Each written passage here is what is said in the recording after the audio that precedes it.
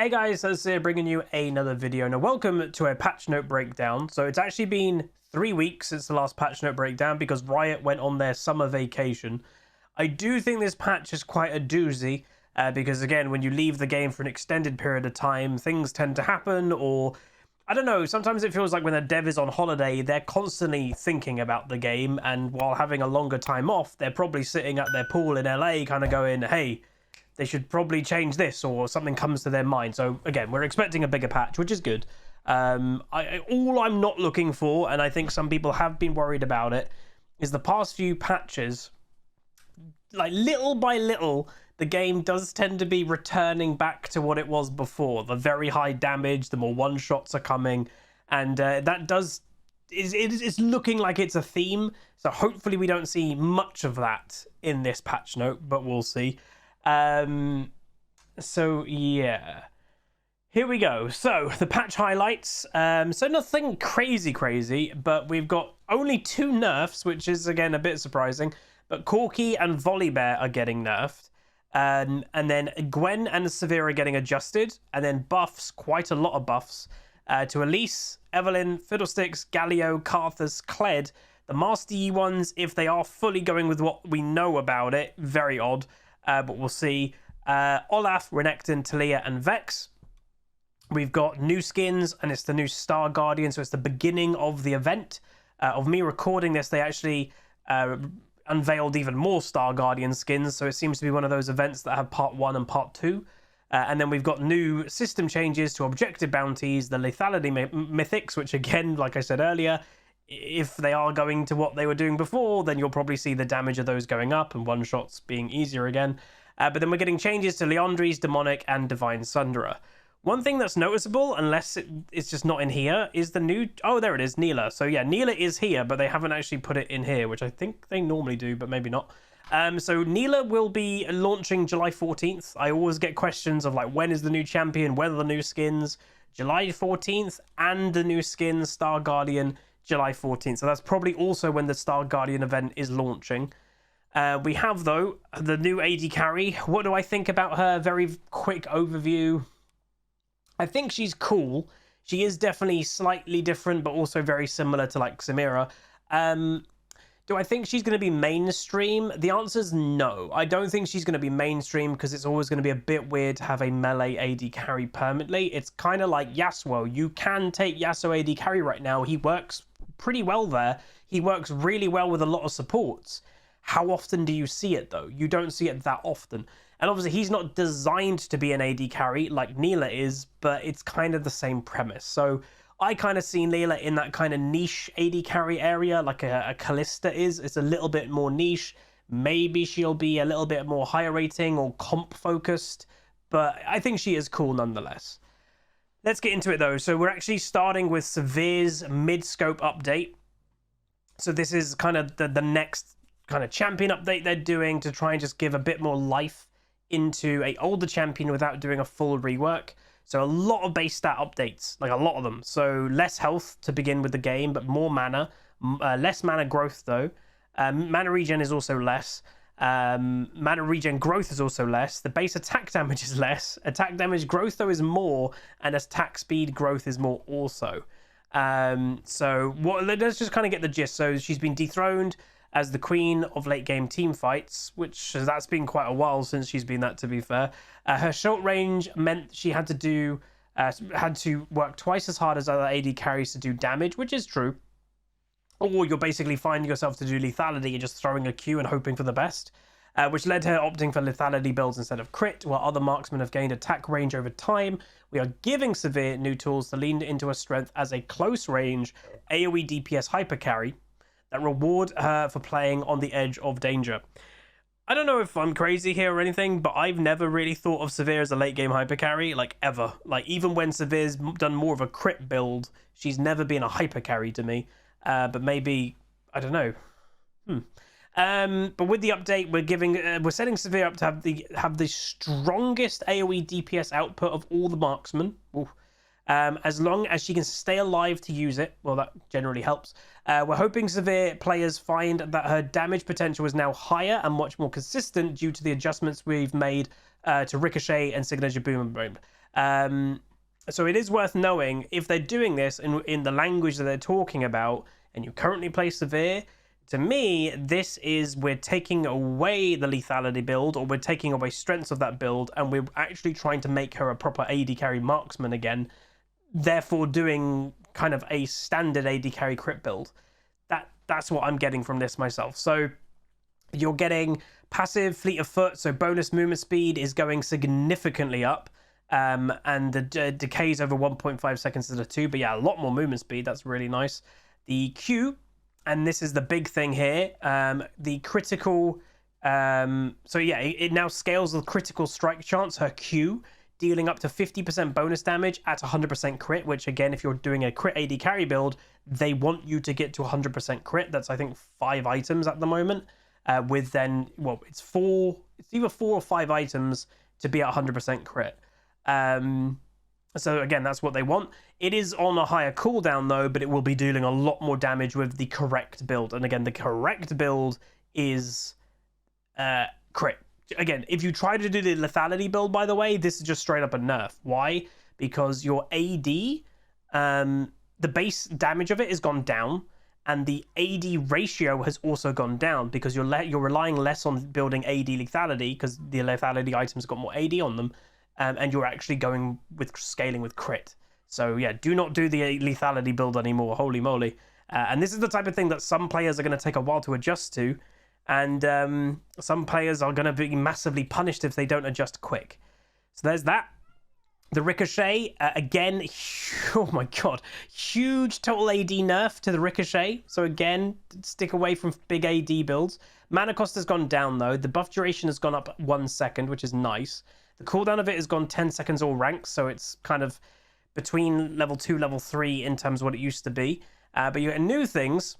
So speed boost, activating Ricochet now grants bonus attack speed, so that's really nice. And again, attack speed, obviously with crit, the more you attack, the more likely you're going to crit, more attacks. So that's good. Also, you get 80% damage against minions, so that'll be pretty, not bad crowd control. Max bounces used to be unlimited bounces. It's now 8 bounces per stack. The bounce range though has gone up, which is nice. The missile speed has gone up, which is nice. And then the final Ricochet can now bounce back to targets that has already been hit, but only 1 additional time. So again, that's also increasing, which was what they said earlier, her DPS overall in a team fight. They're going to be going absolutely nuts really fast and also bouncing to the same target potentially twice. So that's pretty good. E-Spell Shield is going much higher in cooldown in late game, but blocking an enemy ability now also heals Severe, wow, for a portion of her AD. That's pretty good. And blocking an enemy ability now procs Severe's passive, the Fleet of Footwork. So if you block someone's ability, you're also then proccing your own movement speed, which is really nice. Whoa! But they've got rid of blocking an enemy ability with E no longer refunds mana. Wow, it doesn't refund mana? Dude, that's kind of big. That's been like that for a long time, so that's a bit odd. And then her ultimate is a buff in terms of the cooldown. Duration has gone up after rank 1. And then her new... Well, let's just quickly go over the things that have been removed. Removed, Severe no longer gains bonus attack speed from her R. Why? Because she gains the attack speed from the W. So that's where you're getting that from, which is fine. And then no longer grants Severe and her allies an initial movement speed. Wow, that's kind of big. So yeah, they're getting rid of that identity in a way of being kind of like a team helper AD carry that just throws a boomerang in the middle of a team fight. They're actually trying to make her an AD carry, which is good. And then the new things, if Severe assists with a recent takedown while her R buff is active, its aura will now refresh the duration. That's really good. Really good for team fights, clearly. And then also, Severe's basic attacks during her ultimate now reduce her basic ability cooldowns, whoa, by 0.5 seconds per attack. Every time you auto-attack while your ultimate is active, you're reducing your cooldowns of your basic abilities, so your Q, W, and E, by 0.5. So every 2 auto-attacks, that's 1 second off. She's going to be absolutely going nuts with her abilities during a team fight.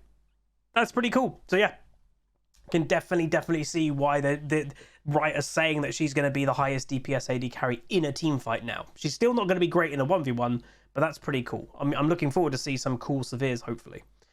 Corki, E AD scaling increased and R base damage increased, AP scaling decreased. So, yeah. Damage per tick for his Gatling gun, the E, is going up by bonus AD, and that's it, 5%, not bad. And then obviously the bigger thing with Corki is his R. A lot of, obviously, Corkis play in mid lane with a more poke-centric build with Ludens and Ravenous Hydra. Let's see what they're doing here. So the base damage of it is going down. The AD ratio is staying the same, but it's ability power nerf. And then also, so there's just a straight up nerf to his ult. So that's the thing. They're putting more power into his E, but they're toning down his R. Why? They probably think it's a little bit unhealthy. His R damage, again, sometimes Riot's occasionally uses the kind of the language. It's not, again, it's actually gone away from my mind at the moment, but it's not satisfying to play against in that way. Like, it's not interactive. That's the word I was looking for. It's not interactive to play against a Corki when he's just using missiles against you half a screen or a screen away and you can't really do much about it. When, like, his identity isn't exactly an artillery mage. He's not Xerath, you know? Xerath's supposed to do that. Corki really isn't. So that's where they're kind of changing that a bit, which is fair enough. But to be fair, you don't really see Corkis much nowadays. Elise, one of my favorite junglers. She does struggle in the fact that she is more early game. And if she doesn't build that early game lead, she is pretty much useless. So she is cool. I like her, but she has struggled for quite some time. So base health, health growth, and base armor increased, and human form Q damage increased. So all like little nice changes there, but they're not going to make a world of difference if I'm completely honest. Evelyn, the champion, I swear, gets fed every single game. You know, I said it, there was a game probably uploaded on the YouTube channel, or is being uploaded on the YouTube channel in the next few days. Evelyn's get fed every game. Like, when a champion has Magi part of their build, that normally Evelyn's buy literally second item, they get their mythic, then they buy Magi, just straight out. Usually that's a pretty good sign that it's not the hardest thing to get fed as Evelyn. And I think now she's getting a buff. So, hey. So the passive heal increased, which I've always been really weirded out. Why does an assassin have a heal like that? But it's getting buffed, so that's fun. The W, enemy magic resist reduction. So again, she does reduce magic resist in her opponent, and now it's up to 45% max rank magic resist reduction, which is kind of crazy. And then her ultimate is getting a new mechanic, apparently. Seek and hide, not hide and seek. Using R now puts passive Demon Shade, which is that, on a 1.25 second cooldown rather than the usual 4 second cooldown. So again, that's a buff. Again, I don't understand, but anyway. Fiddlesticks, Q duration increased, R damage increased, so giving the Scarecrow a little bit of help there, which is never a bad thing. I don't see many Fiddles, but to be fair, I will say Fiddle is what I would call nowadays a specialist champion. You don't see people randomly playing Fiddle, or, oh, Fiddle's kind of part of my 5 champion pool in jungle. No. If you see a Fiddle, he's pretty much a main. Like, that's kind of what Fiddlesticks is. So this is just a pretty good buff to those players. Galio, Q damage increased. I like Galio. I just feel he's not great if you want to climb in solo queue, because a lot of the time in solo queue, champions like Galio that are basically in the middle of 2 classes are not the best. And what I mean by that is Galio is not an AP carry, but he's also not a tank. He's kind of both. And champions that are in that bracket of they cover 2 things, I would usually stay clear. If you want to play an AP mage, play an AP mage, and you can properly carry with damage. If you want to play a tank, well then play a tank. Galio, I like the champion, but I do think he struggles in that in-between. But a damage buff will definitely help.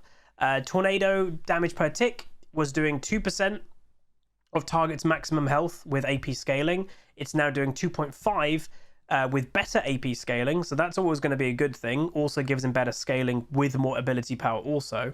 And then the maximum damage was 8%, obviously, and it was at 2.64 per 100 ability power of target's maximum health. It's now 10% base of target's maximum health if they stay in the queue the whole time, but then with 4% per 100 ability power. So if you get, with Galio, you're never getting crazy amount of ability power. I'd say you'd probably get 200, maybe 300 ability power. you are talking about nearing 20% someone's maximum health over the 5 seconds, which isn't bad. That's pretty good. But again, it's very unlikely someone's going to stay in it for 5 seconds.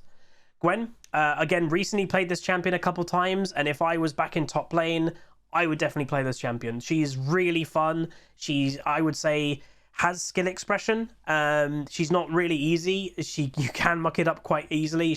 But she's really a fun duelist that can 1v1, but she also isn't terrible at team fights. So yeah, really is my type of champion if I was back in top, and would be for me my AP duelist champion. That's what she would be. So I like her, but obviously I'm not really playing top lane anymore due to for me personally, it's the split push nature of the role. Like, that was what generally top laners moved into, and I just don't enjoy that, as you all know. So base stats, health regen growth is going up considerably, so that's pretty nice for her in top lane. If you take a bad trade, you used to get punished a lot because your regen was low. If you take a bad trade now, she has double the health regen, so it's not as punishing. You will regen a bit quicker. Her maximum damage against monsters, which again, are they trying to make her a jungler? That is being nerfed. It was 10 base, now it's 6 to... Yeah, they're nerfing it. It was then 15%, it's now 10. So they're nerfing her jungle, I guess, because they're like, oh, she is a top laner, let's not make her a jungle. So her Q now deals 75% damage against monsters with more than 20% health. And minions below 20% health take 1,000 bonus damage instead. Okay, so slower wave clear at the beginning of her Q, and then everything dies in the last 20% straight away, which is pretty good. The base damage of it has also gone up, by the way. The final snip has also gone up with also more ability power, but the center snip is doing less true damage, which I will say, again, as we mentioned earlier, is Riot kind of just making the damage go back up in the game again. Yes, on average, I would say, but true damage isn't the healthiest thing, so actually seeing a true damage nerf is quite rare. So there's that. The bonus armor and MR, of her W is being buffed. Better for top lane, definitely. And the duration, though, is going down. Her E, bonus magic damage on hit is going up. Her bonus range is going up.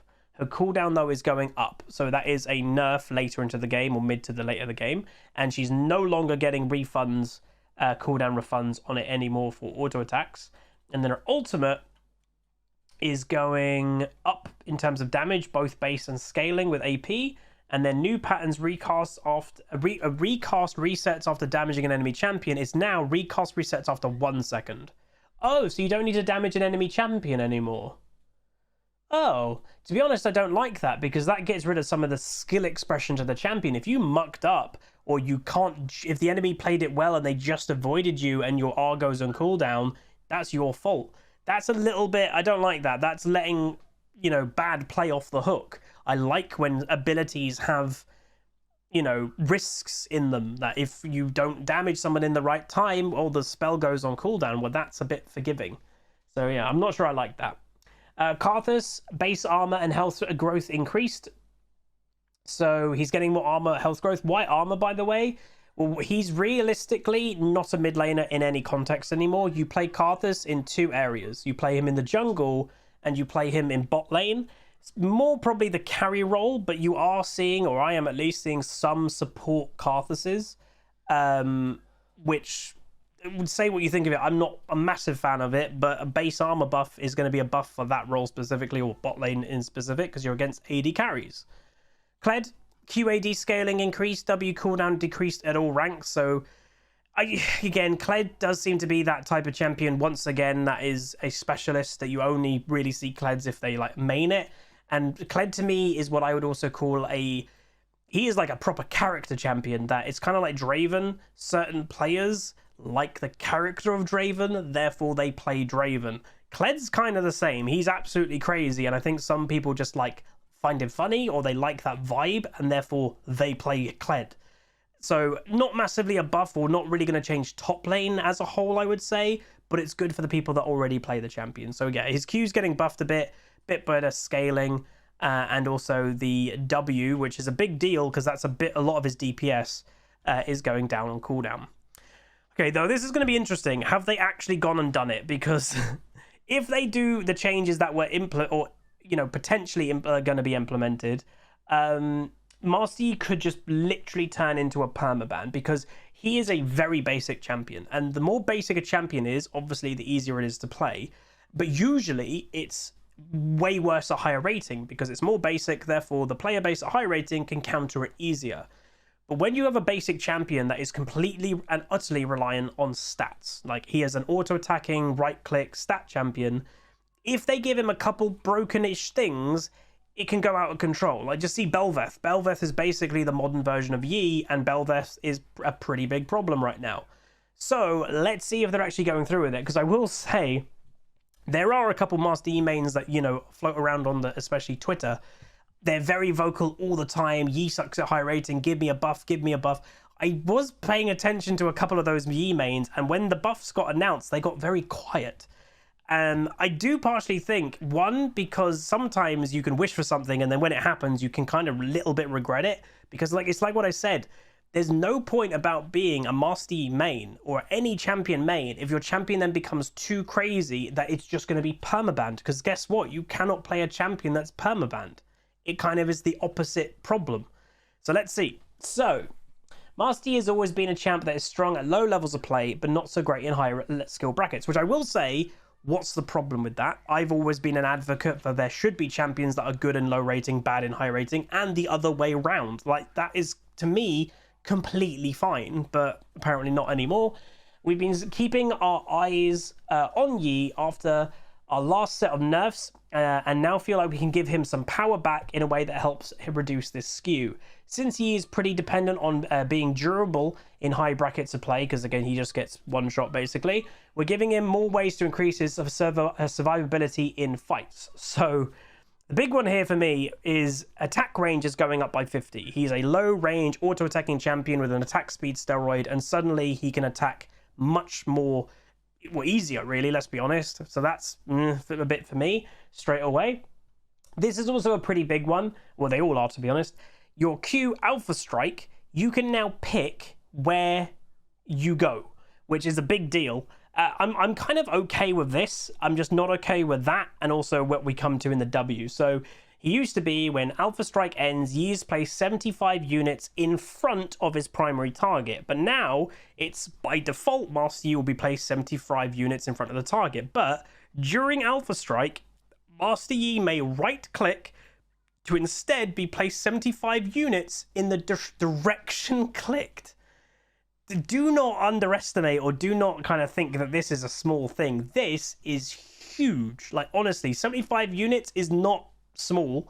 That's, the difference of him getting in range to then, pressing Q on something, picking where he wants to go, and then managing to right click on something else straight away. This is going to be interesting to me. But honestly, the bigger thing that is also a little bit crazy is his W Meditate was on a 28-second cooldown. It is now on a 9-second cooldown, which that is just unheard of, that amount of change. His mana cost of it, though, it used to be 50. It's now going 40, but then plus 6% of your mana, maximum mana per second. So I'm guessing you can just use it indefinitely, but the more you use it, you're just going to go pretty damn quick. And then the damage reduction during your meditate used to be 60% damage reduction to 70%. It is now 90% damage reduction for the first 0.5 seconds. So why are they doing that?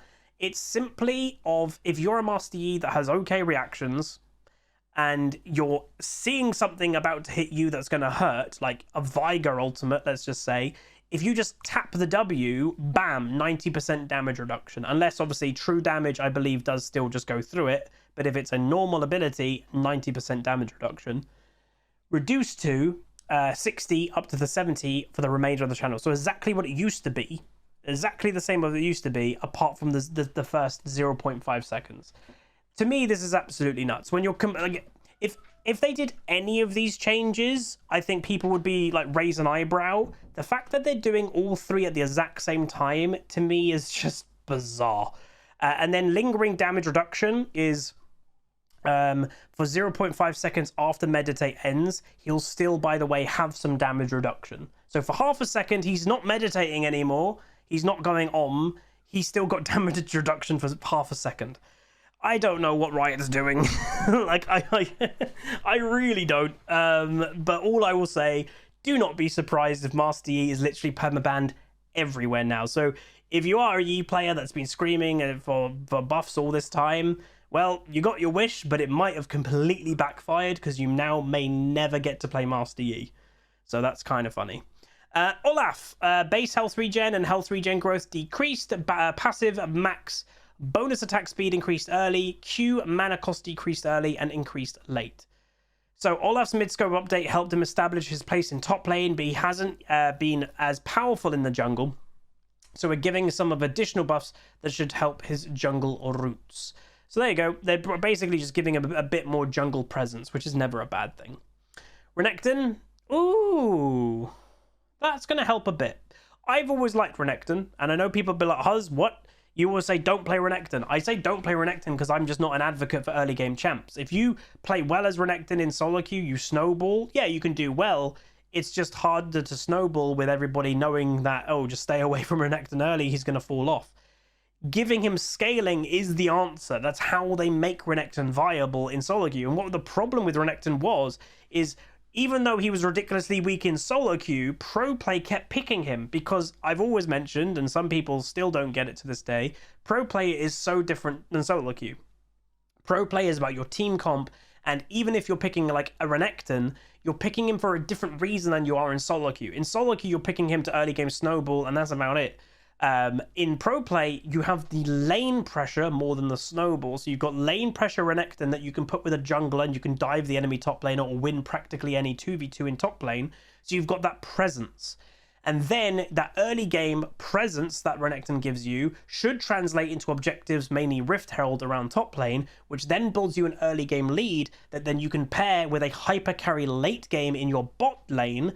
Thus, it's okay that you're picking Renekton because then by the time the late game hyper carry comes online, you are then Renekton, the distraction in team fights. You're no longer the carry. But in solo queue, you can't always guarantee your AD carry is going to build a hyper carry or be a hyper carry AD carry. One, there's also less trust in the strategy of using the Renekton in the early game with the jungler to confirm Rift Herald and win the 2v2s and dive the enemy top laner using Renekton.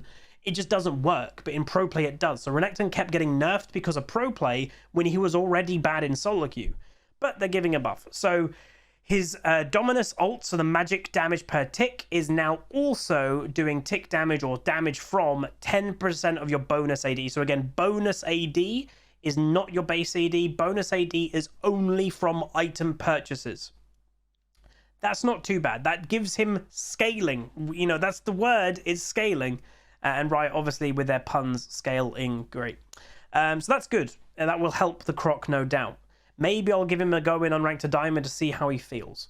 Because I do like playing him. He's very satisfying to play. Talia, Q damage increased, mana cost decreased, bonus damage to monsters decreased, boulders now stun jungle monsters and are adjusted. So again, when they kind of did a little bit of a fix for her or change her a bit to make her more mid lane centric, they went a little bit overboard, so then they nerfed it, and then she wasn't great for a little while. So Talia's passive cooldown will no longer reset due to proc damage, like Leandri's Anguish. So they are giving her overall more damage, which isn't too bad, and she also can stun junglers. And then Reaver's Wall no longer goes on cooldown when Talia damages wards or traps. Overall, not bad. Q of Vex, Vex. Unfortunately, this champion, and although I like this champion, I played a lot of it when she first came out. I was like, oh, this is my champion. You'll notice I'm not playing it anymore. She's not good anymore, unfortunately. I think part of it is her kit is way too predictable, and a lot of her strength is in holding your passive to have the fear. And either you use that, and if you miss that passive, you don't manage to hit the fear well, you're then dead, or you have to hold on to that, and because you're holding on to it, you can't cast any ability in lane, so you've got no wave clear. It's just not a good vibe. Maybe they need to change something about that or make it less reliant on just completely having your passive up. I don't know, but she just doesn't feel great. So her Q is going to go less on cooldown, which is good, and the damage of it is going up. I mean, it's good, but I just don't see it's going to change. Again, maybe in more average play, she'll be fine.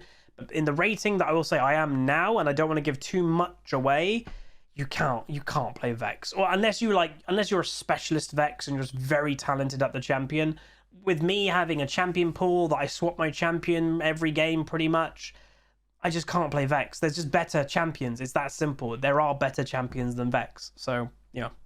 Volibear has been obnoxiously strong for quite a while, but they are toning him down, which is good because it's been a bit concerning. Full tank Volibear killing everything. So it's like, hello. So the Q, bonus movement speed is going down. The damage of it is also going down. The W damage is going down. And bonus health is going down. There's a theme here. And then the E, the damage of it is going down. Down. Yeah, it's going down. Everything. He's getting legit nerfed. Everything damage. So like I said earlier at the beginning of the video, was damage going up? I'm a bit worried. Not in this case. So they're only nerfing technically 2 champions this patch. I think it was Corki and Volibear. Both of them have technically had damage nerfs to a certain degree, but Volibear's being hit more. But I'm okay with Volibear being hit damage. Why? Because he's not really supposed to do that much damage. He is more of a tank champion than anything else, but he was out damaging a lot of damage champions, so that to me is completely fine. He has just been not balanced, so that's good. Divine Sunderer. So Divine Sunderer is currently doing its job a bit too well. Not only is it helping fighters play into tanks, but it's also helping them play better into everyone in general. Yeah, it's just not a bad item. So they're looking to shift Sunderer's power away from shredding tanks into a comparatively lower damage / higher sustain option for fighters. So literally just still really good for Fiora, question mark. So instead of it doing 12% melee, 9% range of target's maximum health, it's now doing instead 125% of your base AD plus 6% to then 3% of the target's maximum health. So again, if you're an actual AD fighter champion, you'll benefit from this, but if you're any other type of champion, you're probably not good anymore. And then the heal used to be 50% pre-mitigation damage plus the stuff. It's now 65% pre-mitigation damage plus 4.8 melee at 2.4 range. So it is a nerf here of target's maximum health, but it also is getting the plus 100 base AD scaling. So again, I don't see this being bad for Fiora, and that champion is still crazy right now. I was actually surprised we didn't see nerfs for her, to be honest. Mythic passive bonus for legendary items. It used to be giving armor pen and magic pen. It's giving less of that now, but then the update is these same changes will apply to Ornn. So there is that. Okay, fair enough. It's still going to be strong though it'll be strong for the right group of champions. Demonic. Oh my god. Oh my god. Oh my god, this is huge. This is only happening because of that Reddit thread. Literally, I'm not kidding. Remember, if you've been watching my videos, I mentioned, like, dude, I learned something new. There was a Reddit thread from a Zyra One Trick that was saying she gets really annoyed when other champions buy Liandry because they don't stack. Hello? They're literally making them stack or something? What? So we're making some updates to the way passive of Demonic, Embrace, and Liandry's Anguish stack when applied by multiple users. So this is the thing. If you're playing mid lane Swain and you have a support Zyra and you're both buying Liandry, I didn't know until very recently, but you were actively hurting each other. Because especially, I would say the support that buys Liandry was hurting the mid laner more, because on average the mid laner will be doing more damage. But if you apply your Liandry and or Demonic stack as a Swain in mid lane to the opponent, but then Zyra attacks something, it gets rid of Swain's stuff and refreshes it with probably a less powerful version of the support's version, right? Because they've got less ability power, probably lower level, but that's what was happening. Literally, this is the power of the League community, and maybe even, hell, it wouldn't surprise me, the Riot devs themselves probably didn't even know, or they weren't aware of it, or they just kind of forgot. That Reddit thread has made this happen. 100%. 100%. It's way too convenient. Anyway, so, Eyes on Me, passive.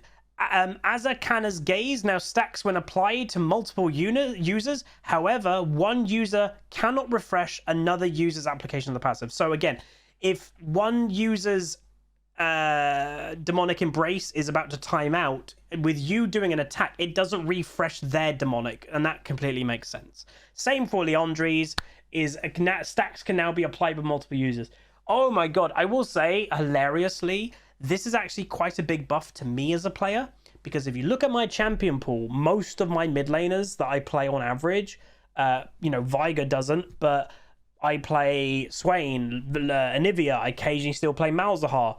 They are Leandri's demonic champions. And if ever there was another champion in my game on my team that so happened to build those items, if you had a Lilia in the jungle, for example, she builds these, you were hurting each other. Now you're not. That is big, like really big. Or hell, even if some people have seen Shens by demonic. Well, again, a Shen applying demonic probably isn't as good as an Anivia applying demonic. Now he's not hurting you as a Shen, so that's overall really good. Wow, that's really good.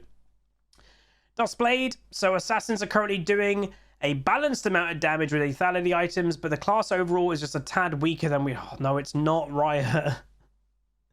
What I would say is the class of assassin is not weak. There's certain champions within the assassin bracket that may be needing a bit of help, but the class is fine.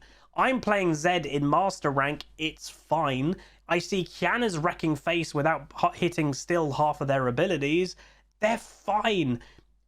Sometimes it feels like Riot, and I'm going to say it, and I know it's controversial, maybe the players that are bringing down the assassin's power in the look, maybe they're just not very good. Like, maybe that's it. Like, you, on average, I would say assassin is supposed to be the hardest class to play in League. It's supposed to be. But for a long time, the last 2 years, it was probably actually the easiest to play because of the changes that Riot made. So what that probably did is put a lot of players into the assassin class that got used to it being really easy, that you only need to hit literally half of your abilities, you can miss half your stuff, but you'll still one-shot somebody. And obviously then the durability update happened, where you actually, one, need to build as an assassin, and on average you still need to hit your spells. And maybe the players who started playing assassins in before the durability update got way too used to a bit sloppy play, and they're still doing that, and they're like, oh, my class is so weak. It's not, you're just not playing well. Like, that's, to me, what it feels like. Let me know what you guys think, but that's what I would say. So, they're not doing anything major, which is good, but what they're doing is making it a little bit more obnoxious in some way of the mythic bonus. So, whenever you buy a mythic item, whenever you buy legendary items, they're getting bonuses every single time you buy one of those items. They're giving movement speed also now. So they're giving armor pen or ability haste for Duskblade, or armor pen for Eclipse, lethality for Prowlers. They're also giving 5% movement speed per item that you buy also. So is it needed? Probably not, but at least it's not more damage is what I would say, because it definitely doesn't need more damage. Objective bounties. We're updating objective bounties to help make them feel more fair to players, whether they're behind or ahead.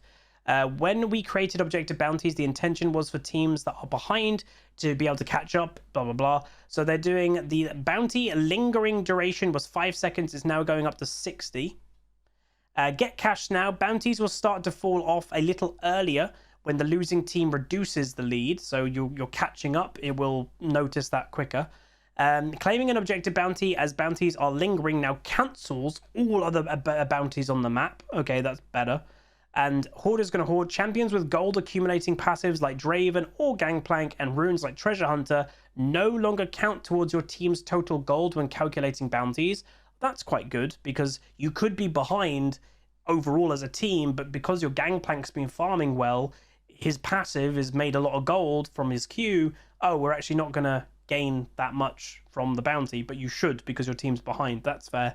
And then the way dragons and towers are weighed when calculated for bounties has been updated to be more in line with the player's expectations. So overall, I'm still not a massive fan of objective bounties. I don't think you need 2 bounty systems. I think 1 bounty system is plenty, but they're keeping it for now. But at least they're kind of adjusting it and trying to make it healthier. So there's that. Vision. Currently, if you dash or blink into a jungle monster or ward's visible range, there's a very brief delay before you gain vision of them. This can lead to some frustrating moments, so we're changing that to be instantaneous. On the other hand, losing vision of monsters and wards will continue to have a slight delay. So there's that. Getting some game mode stuff. Ultimate Spellbook is making a return, but this time it's Star Guardian themed. Shadow Isle Clash. So we've just been starting to upload Clash stuff. we'll probably continue it. So if you have been enjoying the Clash stuff, make sure you let me know. Competitive, adding regional transfer rank preservation. If you transfer your account out of a region and back to that region within 2 weeks, your account's rank state upon returning to your original region will be restored to what it was when you left. That's really weird. Okay. Bug fixes, as always, and then we got the new skin. So there we go. Quite a big patch. What I would say, just like as my overall thing though, quite a big patch, but it doesn't feel like there's too much in it, if that makes sense. Like a lot of little small changes. Maybe the next patch with Riot getting back from vacation, maybe we'll see some bigger things if they're needed. Again, I am, a bit weirded out that we haven't seen like Fiora nerf. Like Fiora does seem to be a pretty easy champion to nerf right now, but nonetheless. But yeah, let me know what you guys think. If you think anything's missing or you think anything shouldn't be here, like I think a lot of people might be reacting to the Master Yi changes like me. But yeah, let me know. That's going to be it though. If you guys enjoy, throw a like on it, throw a comment, throw a subscribe. See you guys next time. Peace. Call down the reckoning to bring back hope and peace. Restore our glory to live forever. Bring down the dark regime. I know how to unleash eternal power.